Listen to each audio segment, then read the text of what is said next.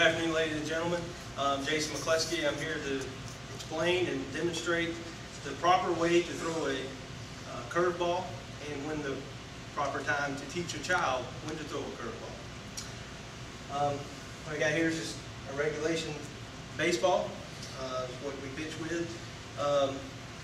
How we teach the curveball is you have the seams of your baseball, which they're in baseball terms, there's two horseshoes on the baseball when you come to the seams.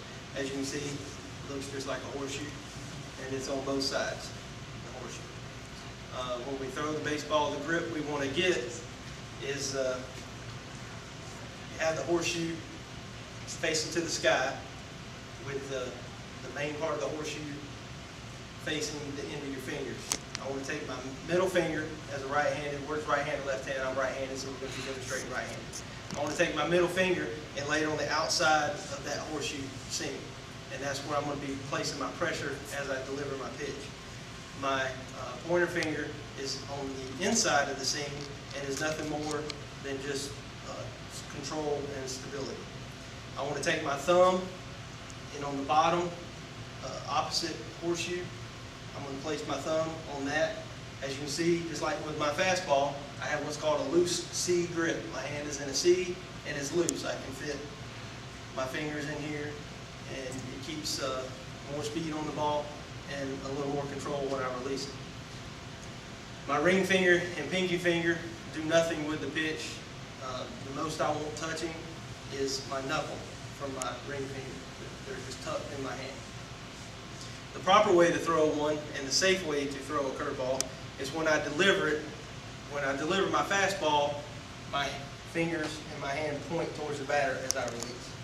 When I deliver the curveball as a right-handed person, I want my palm, when I come through the zone, my palm is facing first base. If I'm on the mound, first base is here, third base is here. My palm as a right-hander is facing towards first base, as you can see here. I'm not too far over top where it's facing the ground. It's where my palm, the first baseman can see my palm. When I come through the zone and I release, I'm releasing, just letting the ball fall out of my hand. A lot of people get into the misconception that they have to snap their wrist down to get the ball to spin, which ends up causing ligament damage in your wrist and bad day.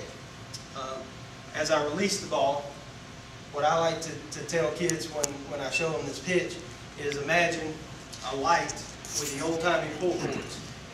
And when I go to pull that light, I don't pull it with my wrist, I pull down with it.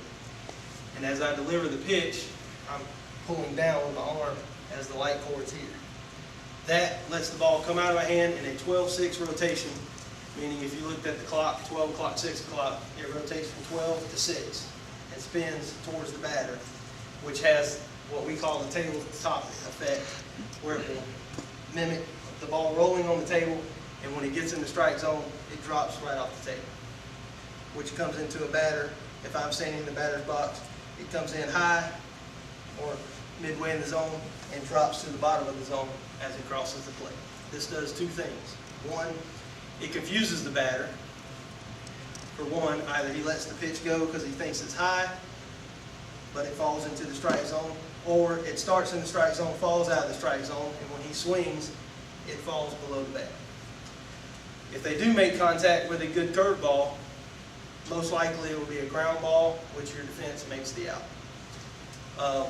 One mistake with a curveball, a lot of people make, even major leaguers, is they do what's called a hanging curveball, where when they release it, they do not get the proper spin on it, which we call that a souvenir pitch, meaning it comes in, it's flat, it's not going to drop, they're going to hit it, it's going to become a souvenir for some fan in the stands. That's why we want to avoid it. Going to when the proper time to teach a curveball is to cite the American Journal of Sports Medicine. In a 2005 article, they stated that throwing a curveball puts the same burden on your elbow and shoulder as a fastball. Meaning any pitch in baseball is dangerous to your elbow and shoulder. The overhead motion is not natural to throw. Meaning the same, when kids start pitching in baseball at 8 years old, they start with a fastball They're putting the same pressures on these two joints just as they would a curveball. A lot of people ask, well, when is the right time to teach a curveball to a kid? And it depends on who you ask versus what answer you get.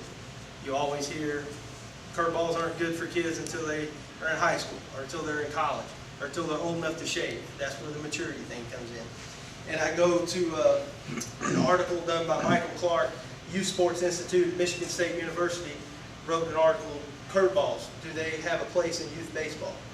And in the article, Clark says that the decision on when the youngster should begin throwing a curveball is based solely on the youngster's maturity, not a given age.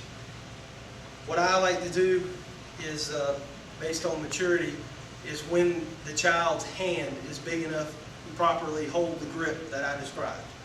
If you have too small of hands, the ball is not going to fit in that grip, you're not going to get the motion. The other thing you go on is the maturity of the batters that you face. If I've got an 8-year-old, there's no reason for him to throw a curveball because an 8-year-old batter only is going to strike out on your changeup or your fastball. As the batters mature, we have to throw different pitches to throw them off and get the strikeouts.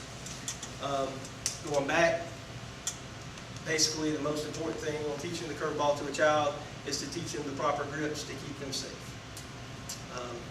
That's my example and my class on how to throw a major league curveball. Thank you.